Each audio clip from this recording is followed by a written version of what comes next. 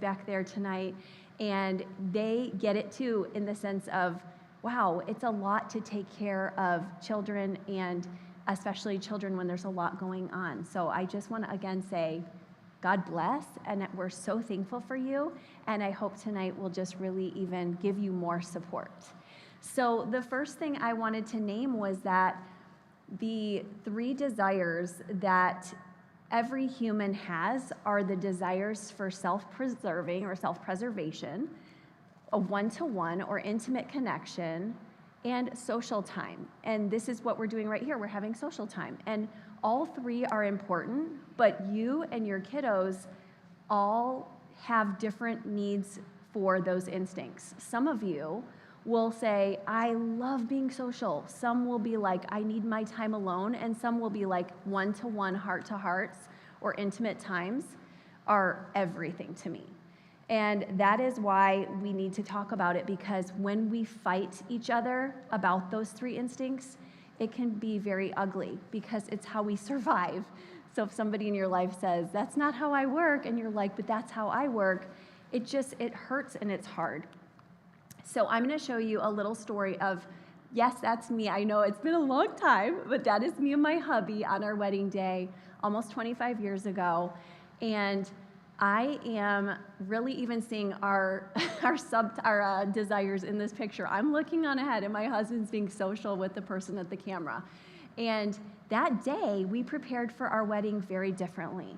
I ended up taking the whole day to rest before the wedding. It was an evening wedding, and I knew I am not going to have what it takes to complete this day unless I have a day of self-care. This is a day with 175 or whatever people, and it's going to go late into the night. And so I rested most of the day, much to the dismay of my bridesmaids, who were running around like, what are you doing, abandoning us? And I'm like, I have to have a hot bath. I have to go to Subway and get a plain turkey sandwich. I have to, rest and take a time for reading my book. And people were just like, what are you doing? Your wedding's today. But my husband was like, oh, no, I'm going jet skiing with our friends. I'm going to finish moving into your apartment because I never did that. And like, wait a second, like, you're getting married today and you're not even like worried about losing energy or running out. But that's how he works. And when I tell you a little more about our stories, you'll understand exactly why that would be comforting to him. And why mine would be comforting to me. And as you're starting to develop theories about your own life tonight, we'll see about you, your kiddos, your family members, if you're married, your partner. And that's us, just a fun picture of us this past summer. And we're all 5 different desires.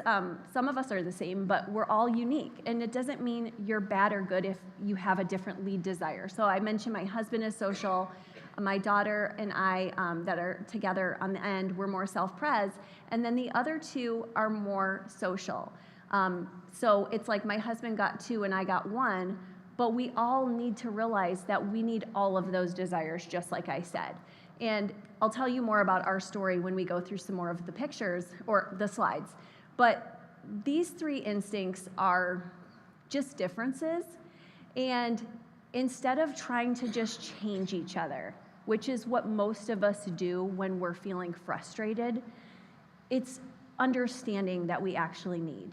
And that is, for some of you, probably frustrating to hear, because you're like, I thought that therapy, counseling, coaching was all about change. And it is, but unless you love the person you're with authentically right now with who they are, they'll never be able to do that work of becoming better. So I think most of you get that, but it's important as we talk about these 3 desires that you don't start to just name and claim that yours is the best one. Because I know I've done that before. Well, I'll meet another person who shares my self-pres desire, and I'm like, you get it. And my husband's like finding somebody who shares social, or maybe you're that one-to-one intimate type, and you're like, yes, that's the best way to relate to people. Instead, we have to realize understanding all of them are important is what's necessary for wholeness. And if you've come in tonight with just feeling like I am missing something with one of my kiddos or my spouse or my family member, then I want you to really be thinking of that person while we talk, because tonight could be a real key for your relationship growth. So the first desire we mention is self-preserving. And we know this is sort of at the bottom of Abraham Maslow's hierarchy of needs for those who remember that chart. We have to have it. If we don't put our oxygen mask on. And if we don't, we won't make it. And so all of you are here because you're such caring people, so deeply, deeply caring. But sometimes that means I don't get the sleep that I need. I don't get the time that I need to take care of me. And for some of you, you're locked in. You're like, I need that. I know I need that. And hopefully all of us by now have a sense for, if I don't get some of that, I won't make it. But the people who do this with extreme, of course, are not healthy. But if this is you, there's several categories to it. And just even tonight, you might be refreshed to remember, if you're not doing one of these things, it's a good reminder for you to take care of you. So one of them is health and energy. So you can ask yourself right now, how am I taking care of my health and energy? Another is resources. How am I, even if finances are tight, how am I looking at them? Am I giving them a good look? Am I trying to make some plans and be creative? And also home. How am I creating a comfortable, beautiful environment? Many of you have had, all of you have had to go through home studies and such, but to really pause to consider that part of taking care of our needs, it's not all about materialism, it's a foundation for your family stability. And because so many of us are like all about that one-to-one or social, we can forget and leave our homes chaotic messes. We can leave our bodies chaotic messes. And I felt like my grandmother was one of the reasons why I ended up knowing this was important, because she had grown up in the Great Depression, and she had had a story where, I talk about this in my book, but she had a woman who was next door to her during the Great Depression, and she had carrots in her yard, and my grandmother and her siblings would steal carrots because they were starving, and the lady would run them out of the yard. And it was just a bad memory for her. And she would always say to me, like, you have to save money because you can't trust anybody else. And that wasn't healthy, but that was her story. And she ended up being a very anxious person who hoarded a little bit, but she still loved us. It just was her blind spot, if that makes sense. And we all understand why it was grandma's blind spot. And I grew up with her for part of the time. So when I would take a bath when I was at her house, she only would give me 1 inch of water because she knew a boy who had drowned once in a tub, supposedly. So it's like, if this is your, or any of your kiddos' biggest need, you know there's a reason for that.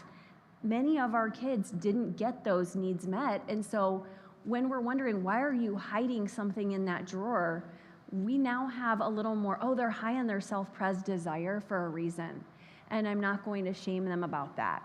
And also that goes for us too. We may have more little t trauma, some of us, not big trauma, but it's still part of your story. And so just allowing yourself to say, did somebody steal from me? Did somebody make me feel hopeless around money? Did somebody just tell me that I shouldn't take care of myself? I should feel guilty to rest, or I should feel guilty to take time to work out. This is all part of this self-preserving desire. And if your spouse or your family member or your kiddo is high in self-preserving, instead of framing it as they're selfish, it's a good place to start to say, wow, they are creating the foundation that allows our love and our family to flourish. This is a strength for our family, as long as none of us take it too far into that place of, like I said, hoarding. Or I'm sure all of us can come up with examples of people we know who are now recluses. Raise your hand if you've ever had a family member or friend who just stays in all the time. They're just a shut-in and they don't do much, and you're out here serving at Bridge of Life, and you're like, guys, get out there, like, and they're locked in. And so that person is probably so strong in their self-pres desire that now it has become this terrible thing. So we don't ever want any of our family members to get there. But if we start from a place of understanding and knowing what the story is, it's so much more helpful. And you already heard me say, hey, there I am on my wedding day, like kind of clamped down, because grandma's like, take care of yourself. And I'm like, I'm trying, grandma. So I think we all realize that these people are loving, but they have their own way of loving. Now, if you have the one-to-one desire, I have a picture of a couple, but it is not just about marriage and that. It's about anyone who's just, and this may be some of you, Just who you're like, I love one-to-ones, I love small groups. I don't want to be always with a big group. I want to just have a connecting one-to-one time with my friend. And that is something I hope we all get more and more comfortable with. This is something I think women are nurtured with more, that we just are raised on, oh, who's your bestie, and all of that. And so it can be a cutthroat environment too with women and men, but I think women generally have a little more nurturing in this space. And then often when men pair up or partner for relationships, they get this too. But I don't think it's as, the kids we're dealing with each other, if we think about this is not always what men are taught, is you need that best friend. And I say that because that was a really hard place for my husband. He grew up with a lot of drugs and alcohol in his home. And even just as a few years ago when he was learning these concepts, he would say to me, my friend wants to go fishing with me, but it's just him and I. What am I going to do? And I was like, it's okay. Take a deep breath. I know the one-to-one instinct is not your favorite place, but it wasn't safe for him. So some of your kiddos will look at you and say, I don't want to go to the movies with you. I don't want that one-to-one date. And you're watching your friend over here, over there say, my kid is so good for that. But you have to remember there's a reason why this space isn't safe. So we'll talk about what to do about that, in that case too. But for now, just allow yourself to realize this is not everybody's cup of tea, but the goal will be for all of these to be balanced. And so there's 3 parts to this instinct. So maybe you thought, yes, I am that person, but there's 3 inner parts you can still work on, even if you're already good at this. And that is knowing how to attract friendship, relationships, partner, if that's where you're at in life. And also intensity. You have to show up with some energy. And I know that's hard if you haven't had that first layer of the self-preserving, because there is no energy. But let's say you have, and you've done some good work to rest. Then when you show up with your friend, with your kid, with your partner, you're able to have deeper connection and emotional fusion sometimes, where you're like, we get each other, we feel each other. And then even a little competition, surprise, where you guys get to have a little bit of that as a priority as well. And for some of us, we don't like competition, but who here loves a good competition, a good card game, a good game? Okay, so some are like, this is my jam. One of my daughters is like this, and she's well adapted to life, but when she, too, like my husband, has to choose, she would rather do this with a group, not just the one-to-one. But you and I know, I don't know if you have stories from your childhood, but I do, where I've met people who were so one-to-one that they kind of pushed you out. If you were that third person, like I remember being in preschool and having a best friend, and then this other girl just came up to us one day and she goes, she's my best friend. And I don't remember seeing the girl again. It was like, she's gone, she's mine, you're out of here. And so that is from the preschool days up, I'm sure even sooner. And this is something for you to know too when you think of your kiddos. Sometimes even when I think of my own development, my 3 older siblings all seem to be this instinct. And I was more self-pres because I needed a little space. They were all really intense, and they still are all that instinct. But the beauty of it is they're really loving. They're really caring, and they're like, Christa, if anything ever happens to you, we've got your back in a second. So this is somebody who will go to war with you or for you, both, and you have to know that about them. And that fire and passion is a beautiful thing. So they're not just dramatic, and this is comforting, I hope, to you if you have a kiddo like this or a spouse or partner, that you can say, okay, I'm remembering the redemptive qualities of this person in my life. And also remember that when they can learn to sustain it, not constantly go at people, they will be better too.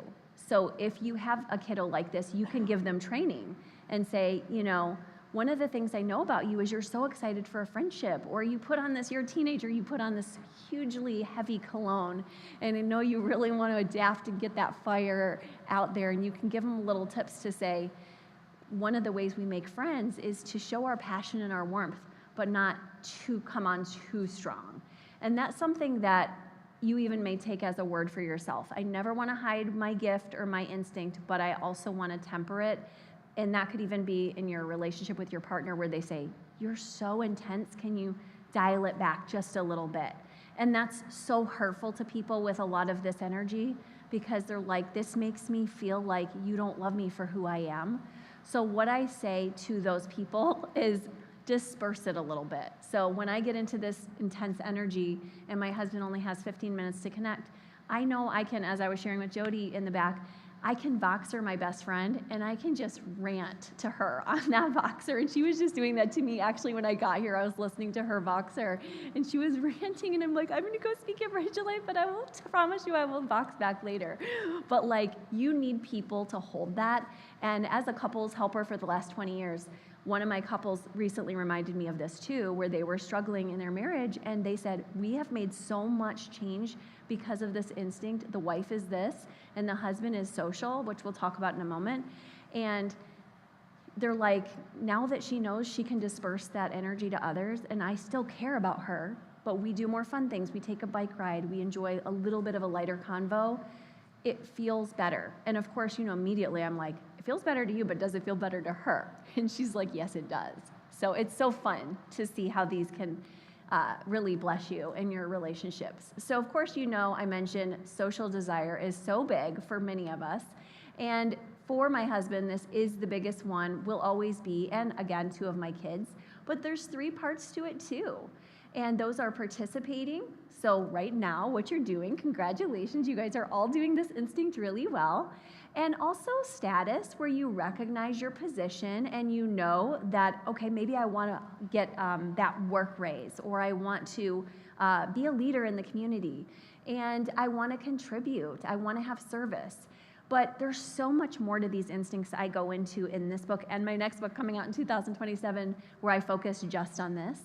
And that is because the social also is about nonverbal connecting. It's about gift giving, boundary setting. There's so many things that if you and your kiddos aren't paying attention to, then you could miss something huge.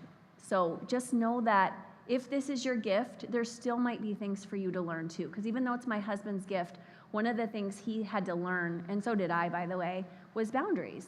Because if you're social, you can disperse to everybody and do everything for everyone. But then when you really look at yourself, you're like, oh no, I have left nothing left for me. And we were teaching a class recently at our church, and then the pastors were like, Wes, we'll see you tomorrow at 5 a.m. And you just saw the guy wilt a little, like, I don't know if I can make it back, like even him as a social guy. So boundaries and participating are both part of it, as is celebrating. So some of you may say, well, I didn't grow up celebrating, or that's not that big for me because I'm more one-to-one, or I'm more self-pres and I like to save money, or I do meaningful things like good conversations. But the truth is, celebrating your kiddos, your spouse, anybody you love, it means the world to them. And it is so helpful and healthy to do so, even the little things. We try to celebrate, even like by the time we drop off a manuscript, or somebody takes their ACT score, we don't know the result yet, which we do now pretty quickly, but still, like, wow, you did it, good job. And just social celebrating means the world. Now, if somebody's only social, we might be tempted to say they're needy, and they can be, but it's not usually that. It's about creating connection. It's about showing different priorities in the community, and it's also about balancing. So try not to get too locked in. That is something my husband's worked on a lot, and his story briefly with that was that he shared this with me many times, but he had grown up in that home with a lot of drugs and alcohol, and so he was like, where is it safe for me? It's safe out here. And so that is why to this day, when we have a pause and there's a homeostasis, I'm like, oh, it's time to rest. We've been at work all day. And he's like, it's time to get out. It is time to go. And so we've had to really learn together. We each have a strength. It doesn't mean that he's wrong or that I'm wrong. It means we each have a strength. And if you notice something, because we've gone through all 3 of them tonight, there's also a bit of a blind spot if you're in a family and you guys all share, like my family had those 2, social and self-pres, but we have a bit of a blind spot around that one-to-one instinct. So if we're not paying attention, we can all miss it for different reasons. I can say, I'm resting right now, and I did that to my daughter, in fact, the other day. She needed to talk about something, and I was like, oh, yeah, you're good. And then I was like, I need my rest. And then my husband, of course, would be like, oh, yeah, hey, good to see you. Do you want to go to the movies? And so she was feeling like, I need the one-to-one care. And we might go, oh, gosh, these 3 instincts are so obvious and basic. But when you don't live your life with intention, you do miss them. So when you do know them, and I'm so glad you're here with me tonight, it can make such an easy difference. Whereas you notice I mentioned the Enneagram, it's 9 personality types, and there's a lot to that, but there's only 3 of these. So they can be much easier to go through yourself on a daily or weekly basis to check in. How are my kiddos and I doing? Are we getting our rest and health care? Are we getting our one-to-one intimate time of sharing? Are we also getting some good social? And when you do that, it makes your life have so much more balance, especially when you do it intentionally, weekly, daily, which we'll look at a few rhythms for that. So don't be cruel to each other when you see that they have that different instinct from you, because we're all here today because of those ancestors who gave us those instincts. So even if we can say, oh gosh, grandma or grandpa was to this or to that, we know that they did survive to get you here. So there was something adaptive about it, but we don't want it to be the whole piece. So I'm going to just give you a moment to look. You don't have to fully journal. I use the word journal because journaling is the number one way we can get out of anxiety, according to Dr. Ethan with the popular book Chatter. But just take a moment with yourself to think about it. Which one of these is your strong one? Which one of these is probably your blind spot on a daily basis? And which one is your secondary one? And if you have a partnership or you and a kiddo, you can be thinking, where's our blind spot too? But just take a moment to do that. And if you want to, even write it down for a moment. Grab food for a sec. I'm just going to give you a moment to process that. And I'm going to ask for a show of hands afterwards too, just in a moment.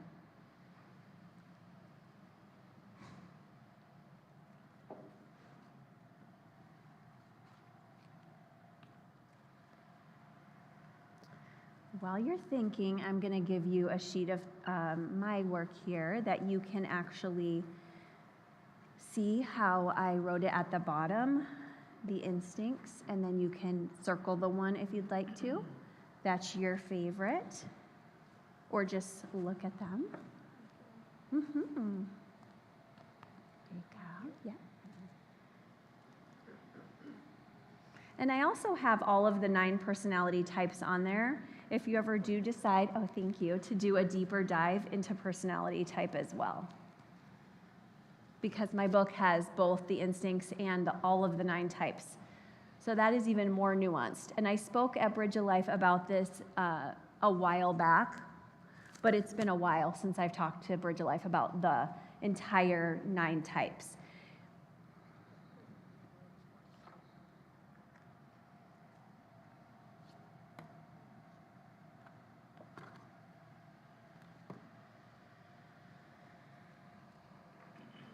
Okay, you guys are so fast at processing. Tell me who here leads with the self-pres instinct a little bit more? Raise your hand if you're like, I think that's me. I kind of do lead with that one. Okay, interesting, a couple of us. And we're probably the ones more likely to not even want to say anything or just like, don't look at me. What about the one-to-one instinct people here? Okay, there's a lot of deeply passionate, a lot of you really nurturing and just want that deep connection. I love that. And then how about social? Anybody here like, this is my comfort zone? I love that, yes. You guys probably find yourself speaking and doing all kinds of fun stuff. That's beautiful, guys. And everybody here, we can even see within this small group here, we all had a diversity, which is cool.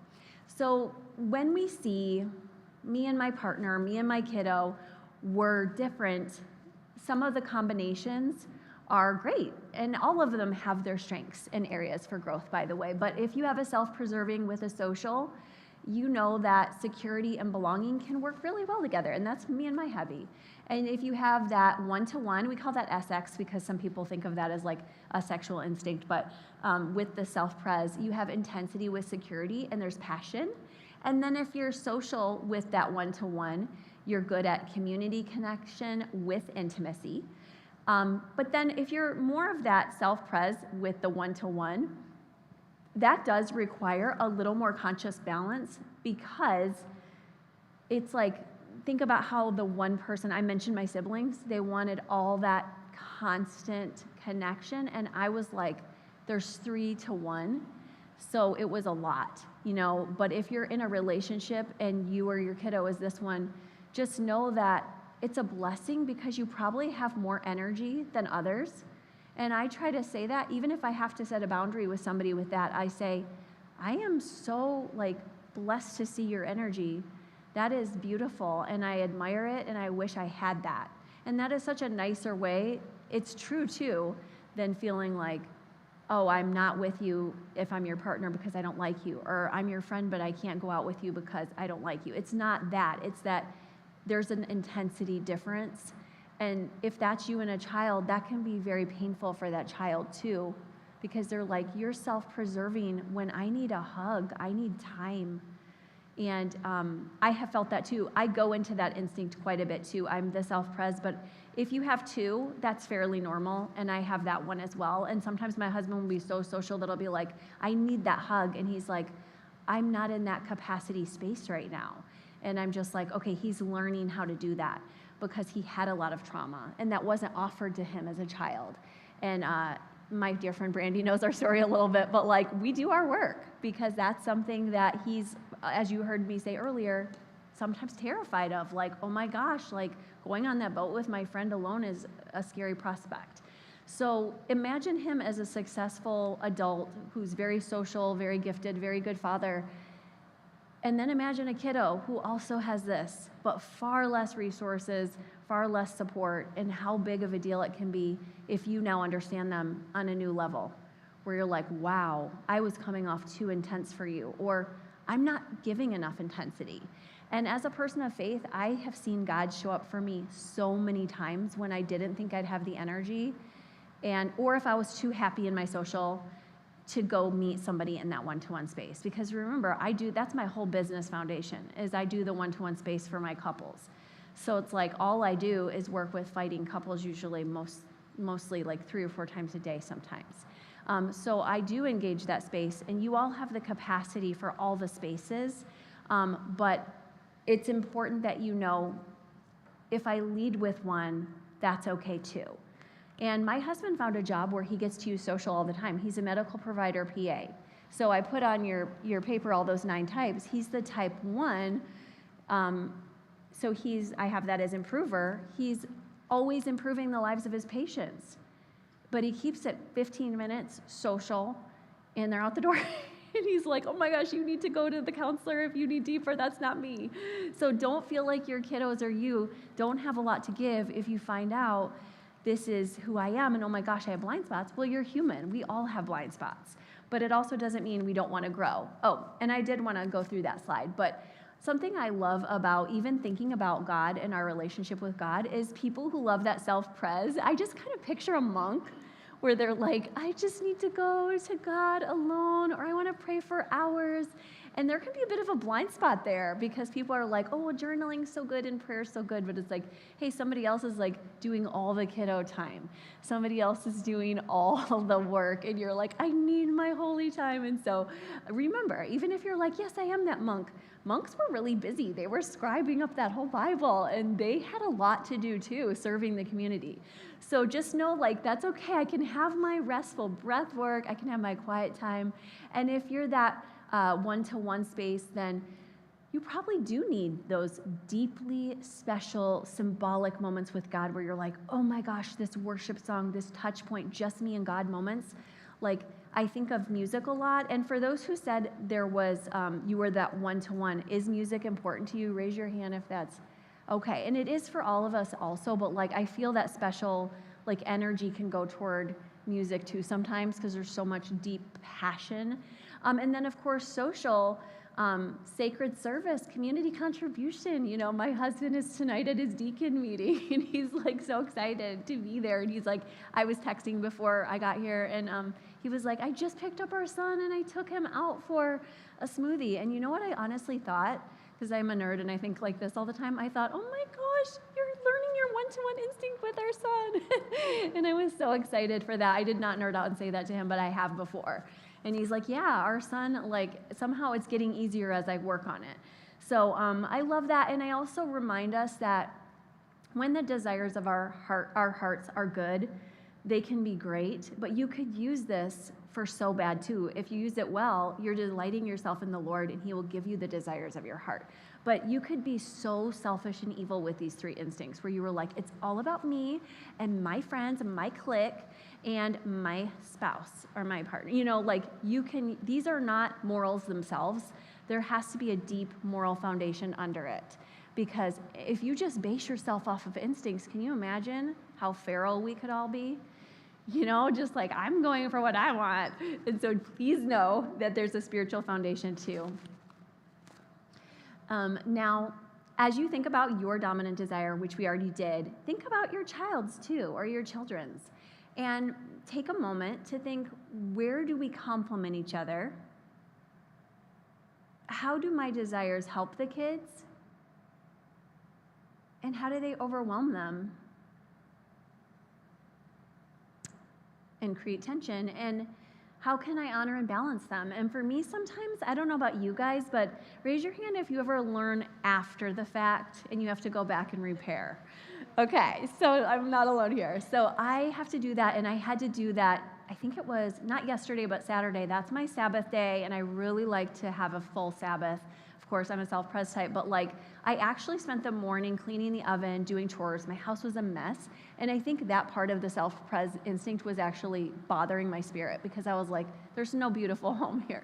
This is bad news. So I'm like, I have to do this part of the self-pres for my Sabbath. But then I was like, I'm in my zone. It's afternoon. I want to go to the bookstore for 3 hours. And my daughter was like, and I loved it. I try to do that every Saturday. And my daughter was like, well, my friend wanted to study at the coffee shop with me, and then she was going to go with me. And then at night, we were all going to do something else. And I think they were going out with a friend. I snapped at her. I was like, okay, are you going or are you not going? Because I need my Sabbath. And she's just like, Mom, why are you being spoiled? And I'm just like, I think I probably had a stressful week. I'm so sorry. And she was able to say, I forgive you. But I just got so snotty. I don't know if any of you have seen Lord of the Rings, but it was almost like when Bilbo or Gollum turns for a minute, and I'm just like, what are you talking about? You're going to break my plans. And she's just like, chill, lady. And thankfully, I go, you know what? I am noticing that I need this. But if you don't, please don't let me stop you. You're 20 years old. Do not let me stop you. And then she's like, no, I do want to go with you, and then I'm going to go with my friend later. But I was kind of embarrassed, because I was like, are you really with me because you want to, or because I scared you with my Gollum face? But either way, we're growing together. We have to keep growing. It's not going to be perfect. So this is a way you can work this out, is you can honor your family's dominant desire daily. So you heard me, my husband's I'm going to be at the deacon meeting tonight. And I was like, yay, I love that. Go have fun. That's who you are. You're social. And I want him to get social every day. And he wants me to take care of myself every day, because he knows that feels really good to me. So I did my Pure Barre fitness class this morning, and that helped me to get through stressful clients and such. Now, weekly rhythms. So I actually have a planner through my business, but you don't need that. It's literally, I have so many freebies on my website, which you all have. But there's a whole freebies page, and I have places where you can you can make a list for yourself, just every single week, how am I going to work these out in my calendar? And that's what Wes and I did, is we used my planner for the whole 52 weeks, the first year we learned this concept, and we would just go through it on Sunday and just be like, how are we taking care of ourselves this week? How are we taking care of our marriage this week? And how are we getting, for those kids who need the one-to-one, how are we getting that? Which most of the time, at least a little bit, somebody needs it. And then how are we getting our social? And not only how are we getting our social, but not just being a social giver, but also participating.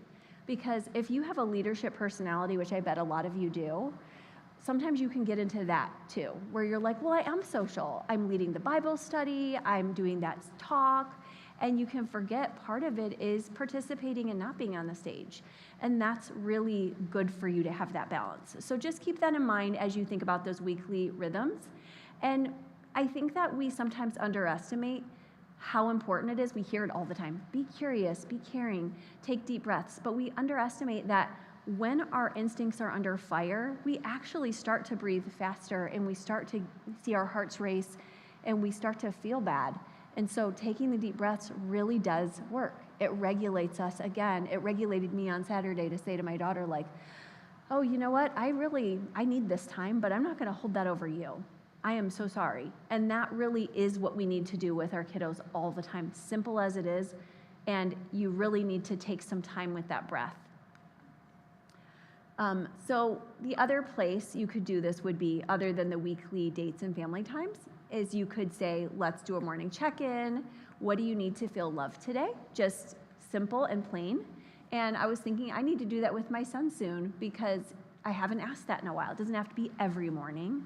I think we're all learning together societally that the 1% better is a much better way to do life than constantly being like, oh my gosh, I wasn't perfect today.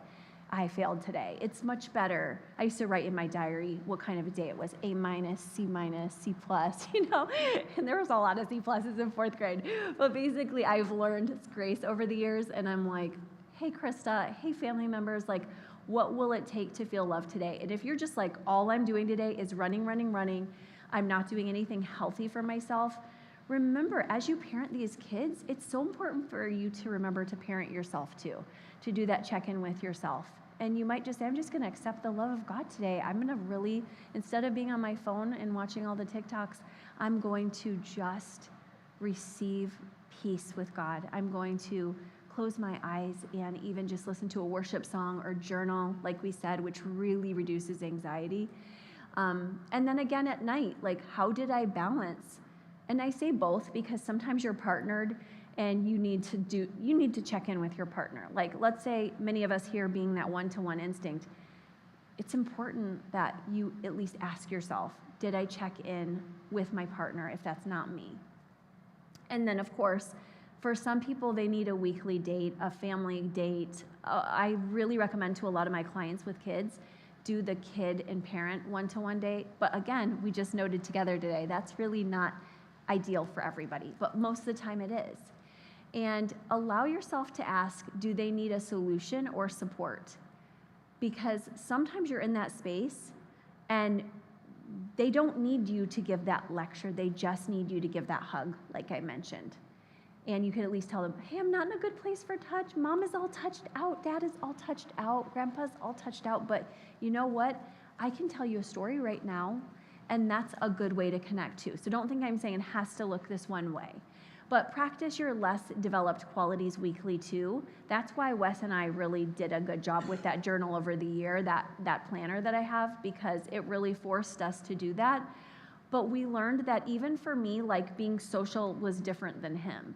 Because Wes could sleep in a pile. He's like, I'm good, he was visiting friends that I introduced him through, that I met through my ministry, and he's like, do you want to go visit them out of state? And I said, you know what, I'm not really wanting to go out of state. Our kids have like a soccer game that weekend. Why don't you go? And of course I missed him terribly. That always happens if I say that. But anyway, he called me once when he was out with these people that he'd never met in person before, I think one time, and he goes, oh my gosh, okay, I gotta go, hon. We're all going home after church. And I was like, you're not home. Like, you don't even know these people.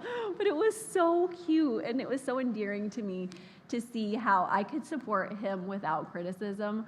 But also, I could say to him, next time I will go with you because I did miss you so much, and it's worth it for me to come out of my box here to love you too. So we've done a lot of that for each other over the years. Now, I'm going to say this before we go through this slide, but it's, if you try to change to be just like your family member or your partner, it'll usually fall back on you because it's such a deeply ingrained survival instinct. You'll notice I said you can grow in the others, but I didn't say just try to become the other. I tried to become the social when Wes and I were first married. After we actually got married, total rude awakening for me, because I thought we'd have that marriage where it's like so peaceful every night, just like it was the wedding day before the wedding. And he's like, we're going to be out every night. We're going to have a small group. So I decided to do that. And I fell on my face. It was too much for me. Like, I went all out to try to be social every day, every night, running a counseling center, leading a small group, running 5 miles a day, you name it, I'm in that race, whatever it was. And then we had to come to that space in the family to say, this is not me. I can do better. but it is not me to do that all the time. And that has to happen for your family as you get to know each other versus I'm going to change you and make you just like me. So how can you talk about it as adults?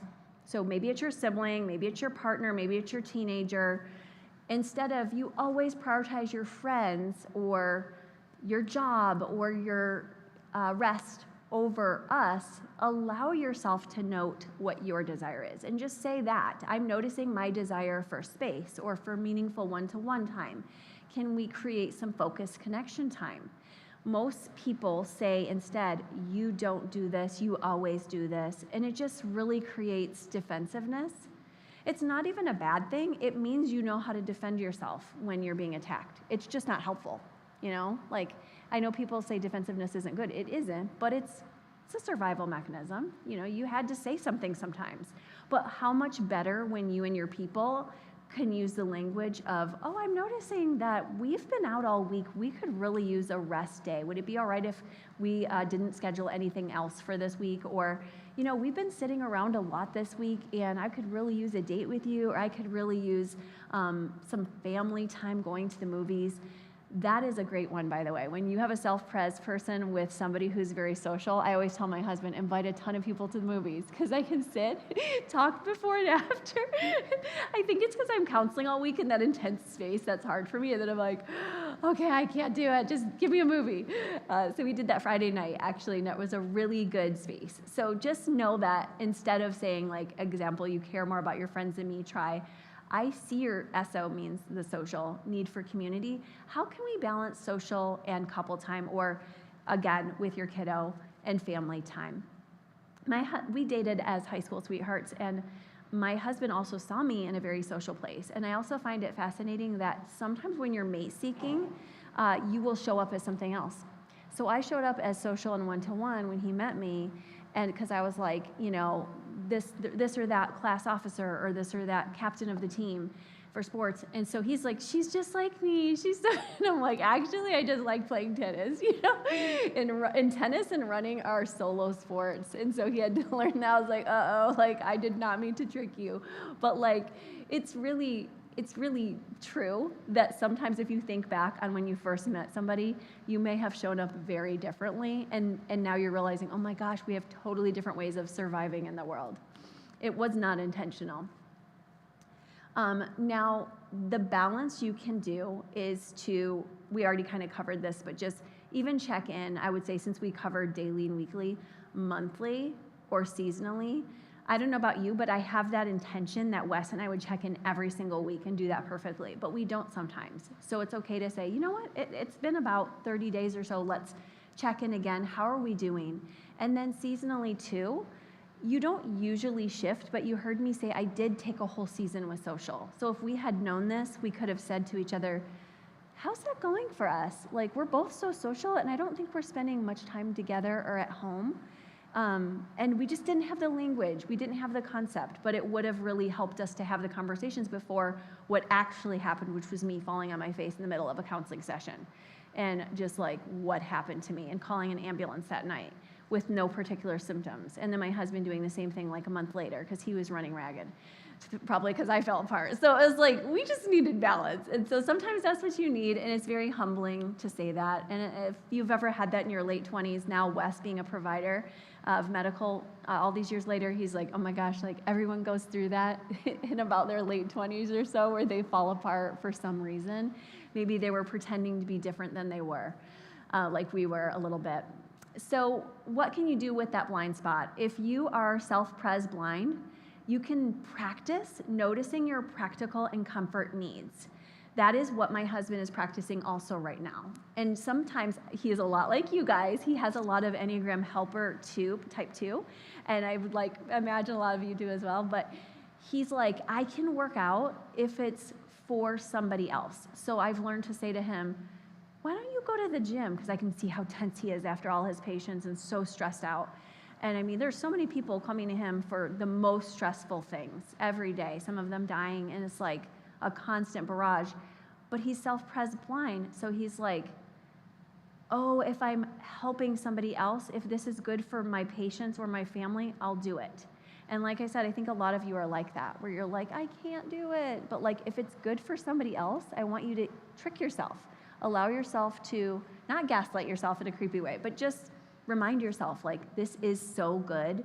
And just notice, like, what feels bad in my body and do that. Now, if you're the sexual blind or the one-to-one blind, maybe you've been running from intensity and chemistry, and it's exactly what's needed. That happened to me not long ago with a family member who was struggling with addiction, and I know a lot of you get this with the foster families you work with. It was a really bad time. It was my nieces and nephews, and they needed help in a different state. And my instinct was to shut down. Like, my brother's doing a terrible job. Like, he's really messed up with this person with addiction. And I know my brother's not gonna like what I have to say to him. He's, remember I said, very intense lawyer. And so he knows the court system inside and out. He's involved so deeply, so codependent in the situation. I love him so much, but that's just the way it was in that moment. And so I said, I need to like go self-protect. And I was like, no, there's children involved here. You need to get back in there, put your big girl pants on, and go and help those kids. And so I was like, my brother's name, I'm like, your kids called me. They're crying. There was something really bad that happened last night with your ex-wife, and it deserves attention. And he is like, no, you don't know. Like, you're not hearing it. You don't get it. Like, you don't know how hard I'm working to manage it. And I'm like, your kids called me. You know, like, this is a moment where we all need to rise up sometimes and fight that good fight. And so it was hard, but I created space for intensity and chemistry. And a couple weeks later, my birthday came. My brother's like, happy birthday. And he was sending me things on some of the painful things he's been following in the news and just sharing his heart again. And I'm like, you know what? Yes. And that person, he put that person in jail that night, his ex-wife. And she needed it. She needed a place to sober up. And so it was like, when you don't pay attention to these instincts, if it's your blind spot, it can be a true blind spot for a whole generation. And then lastly, of course, some of us are like, well, I'm me and my people, right? Like, we've all been there. Remember COVID, how awful that was? It's like, hey, where's our neighborliness? And what we'd rather see is the way we try to, at least as Floridians, act in a hurricane, where we're much more neighborly and like it's all of us. And that is such a hard blind spot, but it is not the love of Christ for us to hold ourselves against social. But I feel like I'm literally wasting my breath saying this to you guys because you're all socially such givers. So I'm like, no, they don't even need to hear this. I'm not even gonna share it, but like, just in case you ever say, why am I doing this?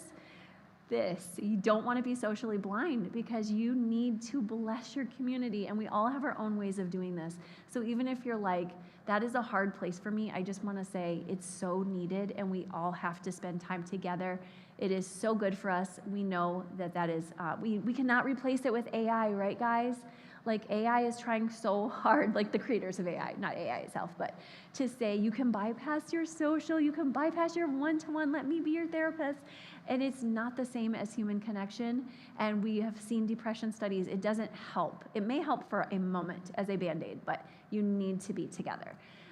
So lastly, around these desires, we're getting to the end, but warning signs is when you see yourself really in the one space and judging others, like, oh, you're so social, you're so self-prided, you're so one-to-one, and feeling like your desire is the right one and ignoring the other two completely. Like, we've all done it before because we all have those grandma stories that we're like, that's how our family survived. But there are more important things than survival, doing the right thing. And so allowing yourself to say which one of these is missing, because that's probably the right thing to do. It's prideful to say, I don't need to get any rest. I don't need to take care of my home. That's important. It's prideful to say, I only can have the one-to-one. I'm not going to invite others in my community, or I'm not going to ever rest. And it's also prideful to say, all I'm going to do is be social. We're not letting Christ do the job of God when we do that. So it's not to shame any of us. It's just to remind us gently that these are the warning signs when we're really locked in. So as we land here, I want to invite you, of course, to ask questions. If anyone wants to hear more about the Enneagram types, the 9 types, we can also answer any questions about that. but just to really allow yourself to identify your desires, even just being an observer in your family. People don't like to be labeled. If you start, you're SX, you're SO, you're, what are you doing? But just to notice and share the insights. And for those who have a family member who likes personality, of course, they're gonna be like, yes, I'm all in, tell me. But just notice the patterns, even in extended family and friends, because that really helped me to relate with my siblings better and to go, okay, they're really loving, and they had me when I was a child having some trauma. But I also know that I don't have the same energy, so I can adapt a little bit there, sometimes lock in, sometimes go that way, and then keep growing and understanding and accepting your kids, your partners, your adult parents, your everybody, your coworkers, because once you know this, life becomes a lot more peaceful. And just remember to celebrate small wins too. So we're all about growth at Reflections Counseling or Enneagram and Marriage, my two businesses. But so many times, part of the social instinct, as I said earlier, is celebrating. So allow yourself to say, I'm really celebrating how we're really reducing our conflict. I'm really excited to say that I have a deeper acceptance of my needs. I'm learning to understand without judgment. I'm asking my family member, tell me the story that made you feel like this instinct was the most important. I'm asking myself that question. And it can really be a great way to both just say, good job, I love this, wow, we're growing, but also it can inform what your kids do through the week, how often a date is needed, how money is saved. Also our gifts,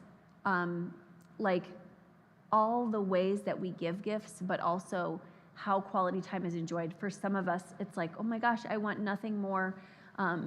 Like my husband was like, on my birthday, he was like, what do you want for your birthday? And I was like, I just want to chill and hang out.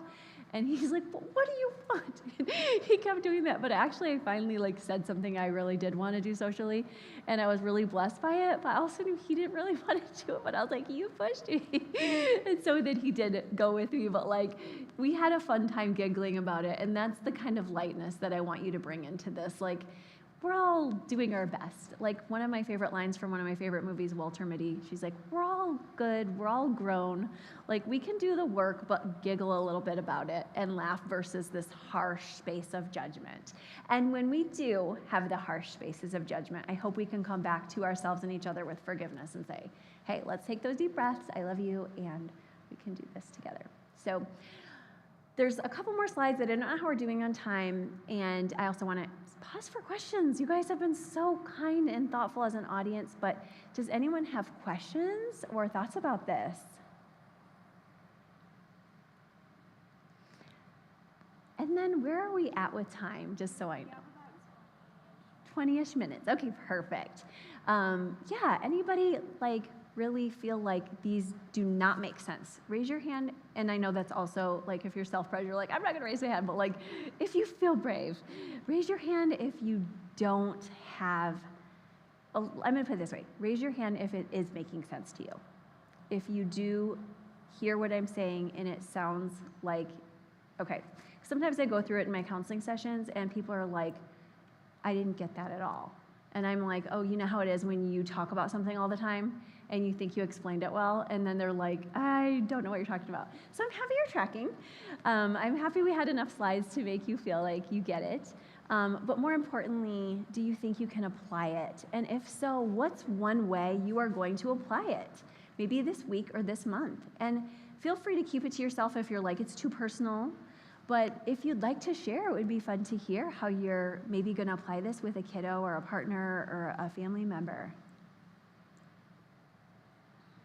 Yeah. So realizing that husband is very friend. Okay. And so times when I get on him about why are you just sitting there doing nothing? Right? Why are you just sitting there staring at your phone? Especially he does need that time to be on his own and focus and calm and reset so that he can do all of the other things. And so looking at it more of how can I be more proactive about giving him that space so that I'm not then frustrated that he's taking what he needs. Instead, by giving it to him, we can have a better balance.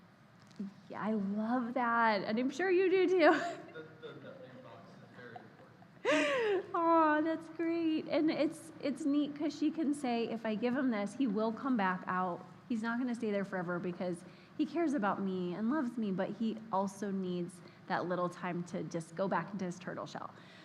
So you're like, yeah, I can love him in this new way. And then he can learn about you too, I'm sure.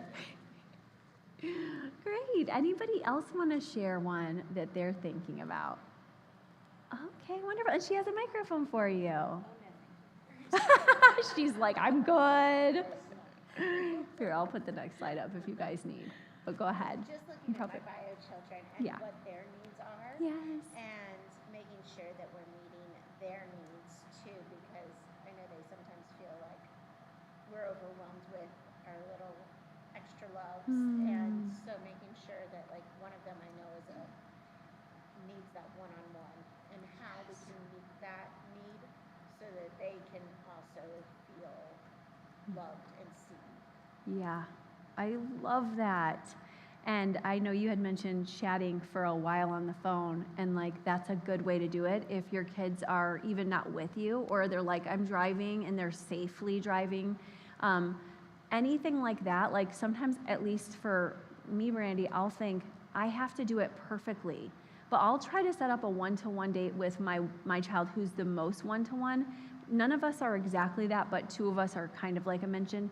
And so I try to every Wednesday, and sometimes it'll get away from us, and I'll be like, oh, it's only like 30 minutes left or even 10 minutes.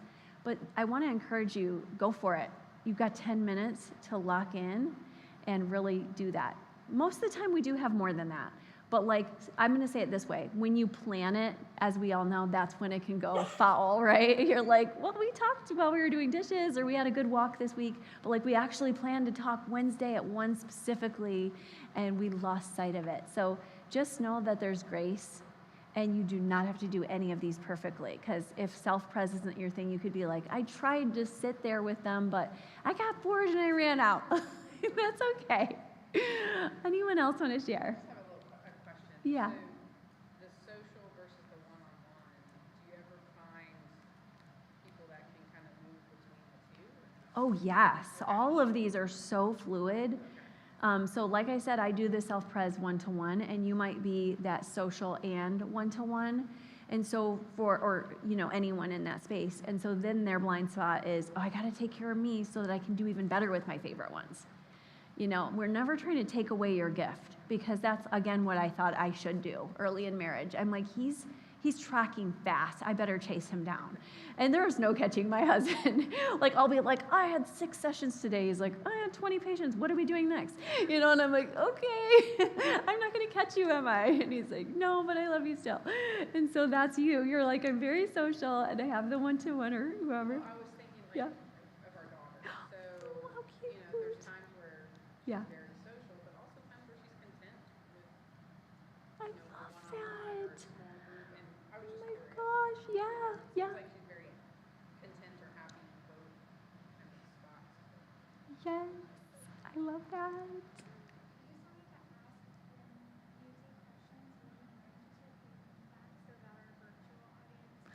Yes, the virtual audience. Thank you. Yes, okay, so I love the question about just making sure that if we have one of those locked in, that we also appreciate that we might really go to 2 of them, which is incredible. And if you said, I am all 3 genuinely, it just means you've been either really gratefully have had wonderful modeling, or you're just becoming more balanced because you've learned that it doesn't work the other way. So I'm so glad you asked that, because isn't that great if we're like, yeah, I track it every week and I do all 3, or like I don't even have to track, I'm just that awesome. Oh, such good questions, yes. So a funny comment, one of ours is social, which used to be really fun in the house, but now we're not cool enough for her. Of course, yeah. So, yeah, now she wants to be social, but not with us, and we're trying to find other opportunities for her, and Yeah. we're not making friends enough to fill it, so it's kind of a interesting gap. I can recognize it, but yeah, she used to love games and cards and all that, dance parties, and now we're not Oh, that's hard.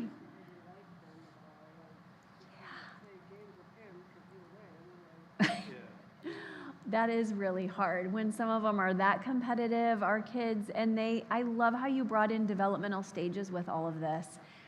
Because I remember getting locked in as a teenager listening to the Cranberries, whom I still love, and they're popular again, right? But it happened. How old was that kid when they had that happen? Okay, I was 13, 14, and I just said, I'm going on the trip, but you will not be seeing me. I'll be on my, what were they, Walkman back then? So I'm with you that it's hard when we see our kids change and shift, or they shift us out of that narrative. And I think that was what was happening to me on Saturday too, was my daughter was like, I'm gonna have this friend and then this friend, and I'm like, we were gonna be together, being alone together. And so I think sometimes if you're even that self-pres, you have to be like, if I want people with me, I have to be doing something, because there's nothing a self-pres loves more than having everyone quietly in the home together and doing nothing. And it's like, that's so boring for a lot of people, but you know what I mean? Like, we're all here and we're all peaceful, and it's like, people are like, no. So coming into balance, so good. Any other kid questions or just questions for you guys as you're grasping that balanced place? Or just comments where you're like, yes, this is why I'm this one. I remember this with my family. We'll look at the case study real quick. Meet Jennifer and Ray. Jennifer posts thoughtful couples photos on Instagram and wants them to attend friend gatherings regularly. Ray prefers quiet weekends at home and thinks their private life should stay private. Jennifer feels embarrassed when Ray skips social events. Ray feels exhausted by constant social obligations. So, which desires do you guys see operating here? You can shout out or raise hand. The self-pres. Yes, I see Ray as self-pres. And what do you guys think for Jennifer? Social. And could be that she's like attaching one-to-one. I would agree with you guys. And then which partner do you relate to more and why? And don't feel you have to say that out loud. Think about that. We'll see if anyone wants to comment. And I think this would be a great question for you to think about or answer aloud. How might understanding their different desires help them? Because they each have a really good point. I mean, maybe not, we don't want them to feel that way, but how might understanding their different desires help them? Does anyone want to answer that one out loud? I can answer that. Yay, okay, Adeline. So I think that it is important for just kind of finding that balance to ensure that both partners are feeling, or both people in any situation, are feeling fulfilled without feeling overwhelmed. So communicating how to give someone the needs that they need to feel fulfilled, while also placing that boundary on yourself to ensure that you're not burning yourself out trying to help someone else. That's so good. I love that you're all about balance. That you're like, we need the boundaries, the self-pres for sure, but also, like you said, loving them, finding a creative way. Because if Jennifer wants to post pictures, we all know this is so real. Sometimes your partner doesn't want you to do that, or they want it curated in a certain way, or your kid, like we said, oh my gosh, like my son is 13 now, and he's like, show me anything before you post it. That's new. So it's, of course it gets more complex when you have multiple issues on top of it, but like all kids in this media saturated age are dealing with that. So, and adults. So I love how we even talked before about some of us aren't on social media, so that even could be part of it, where you'd say, I know you're social, but I need to find other ways to be social with you other than social media. And that is okay if your family member or spouse says, I have this need and you have to do it my way. Sometimes you have to, like we said, find it through other means and boundaries. So great thought. Let's do one more and then our very final slide. All right, meet Emma and her son, David. David wants to book a spontaneous weekend getaway to Georgia and try new fun water parks and invite his two best friends. Emma wants to research everything first, book the best hotel, and have backup plans. He feels like Emma kills the fun. Mom, you're such a killjoy with all your planning, financial limits, but she knows self-pres and family pres, because it could be the family preservation too, is key. And he feels like she doesn't care about the social fun. She's all about the plans. So this is a little trickier, but which instinctual zone do you think each person represents? Shout it out if you want to.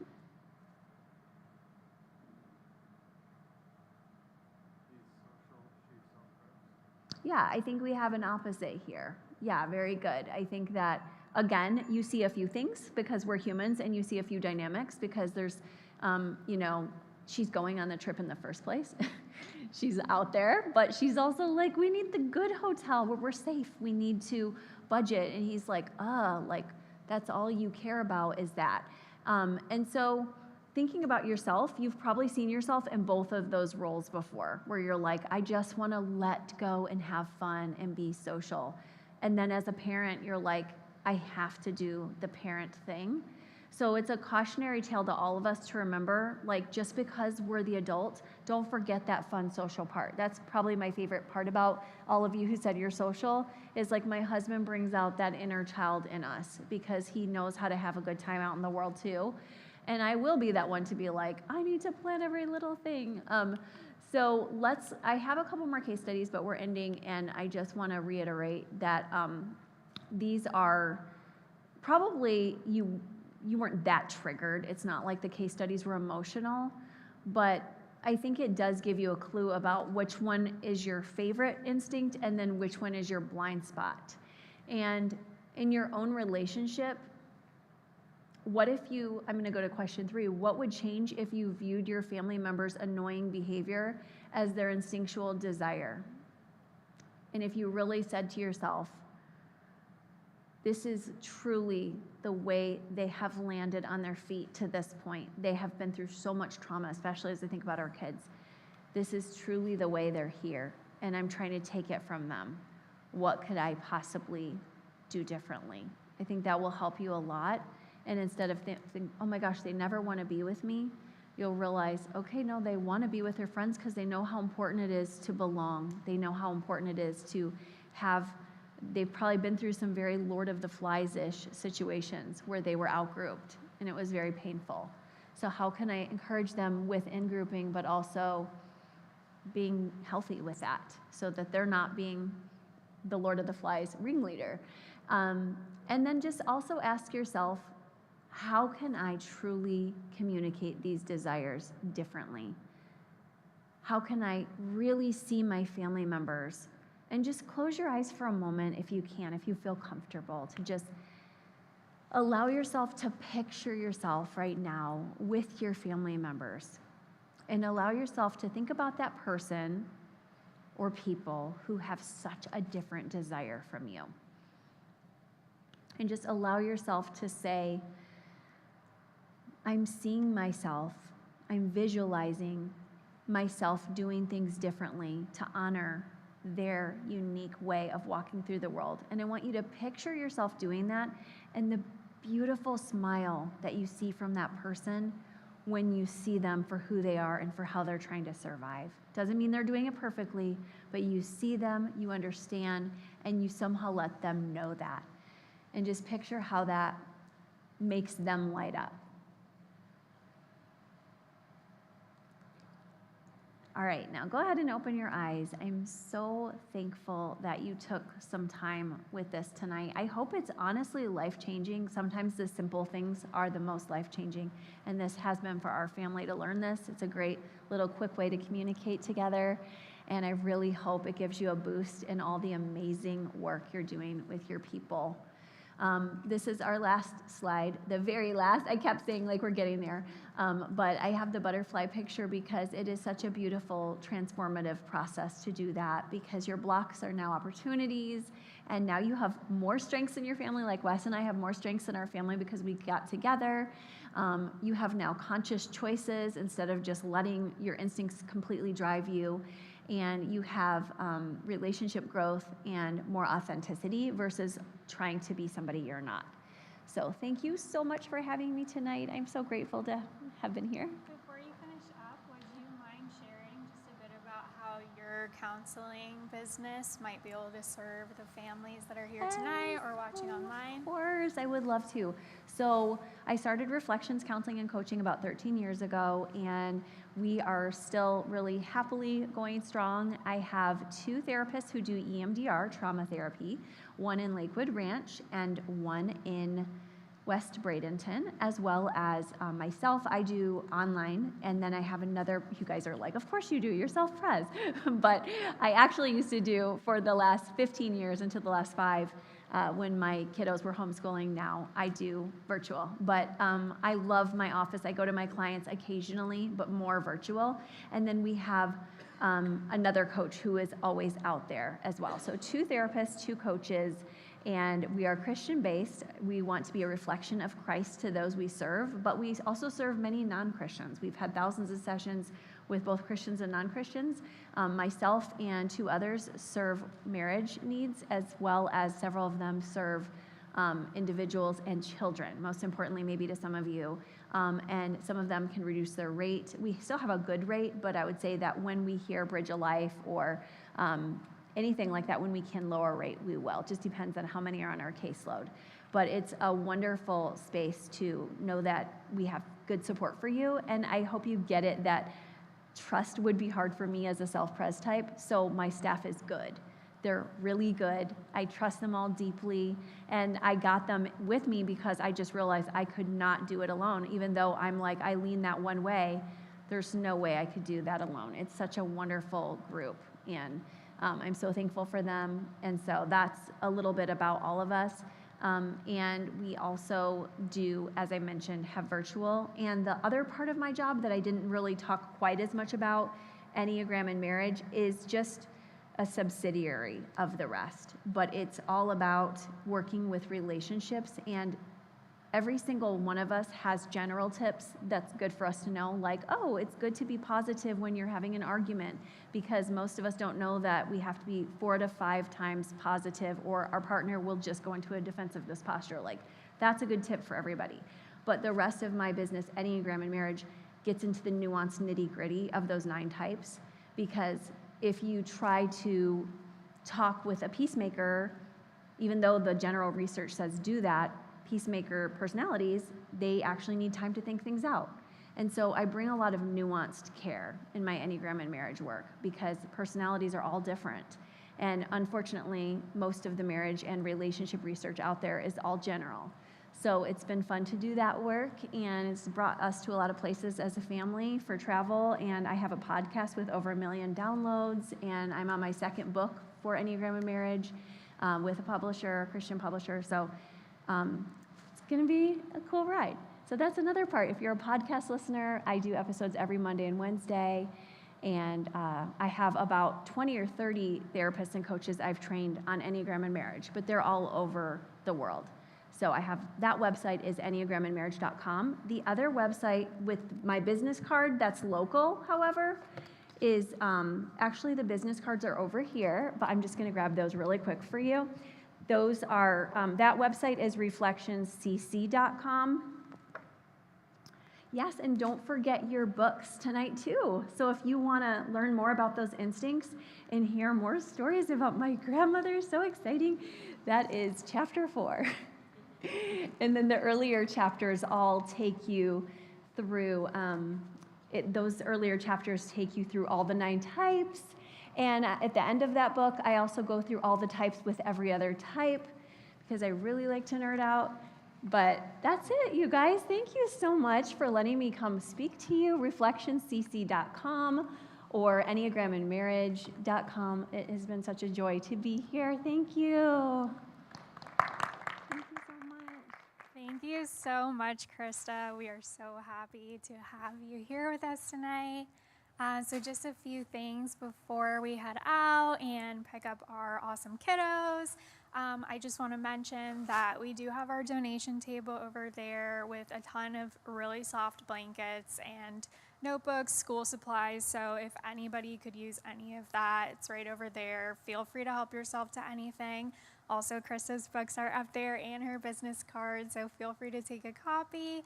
And then for those of you who needed certificates of attendance that you noted on the sign-in form, please just go ahead and come see me before you head out, and I will get that to you. And so I'm just going to go ahead and pray us out, and then we are all finished up. God, we want to thank you for allowing us the opportunity to be here tonight and to just come together as a community and be supported by people who are willing to just share their knowledge with us. And we ask that you just continue to bless us with a place where we can come together through Bridge of Life and just support these awesome families that we are so blessed to be able to be a part of their lives and be on their journeys with them. God, just thank you for the awesome food that we were able to have tonight and just for your love and grace throughout everything. I know that life has its ups and downs, and some days are harder than others, but we are all so blessed to know you and feel your presence every day and see the amazing work that you do in all of our lives. And I just want to pray for continued support for all of the amazing families here and our volunteers who help us to put on events like this. And just thank you again for having people who are willing to come here and share what they know with us and our families and just help us along on our journey. So thank you, God. In Jesus' name, amen.